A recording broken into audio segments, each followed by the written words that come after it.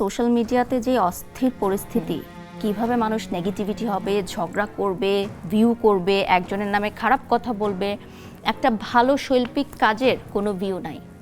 একটা ভালো পেন্টিং কেউ করছে, একটা ভালো গান গাচ্ছে, কোনো ভিউ নাই। একটা ভালো প্রোগ্রাম হচ্ছে, কোনো ভিউ নাই। বারিশকে মানুষ গালিও দিবে, আবার বারিশ কোন শাড়িটা পরে লাইভে এসছে সেটাও মানুষ দেখতে চায়। আসলে দুই দিকেই আছে আসলে কিছু আমার কিছু এখন মনে ভিউয়াররা। হয় যে আমি হয়তো আগেই ভালো ছিলাম, যখন আমি লাইভ প্রেজেন্টেশনে আসি নাই।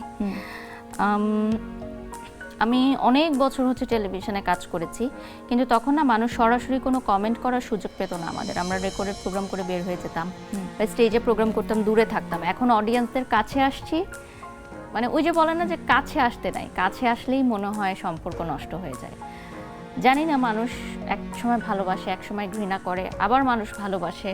এটা আসলে টোটালি ওনাদের ডিসিশন যে ওনারা কখন কাকে অ্যাকসেপ্ট করবে, কখন কাকে রিফিউজ করবে।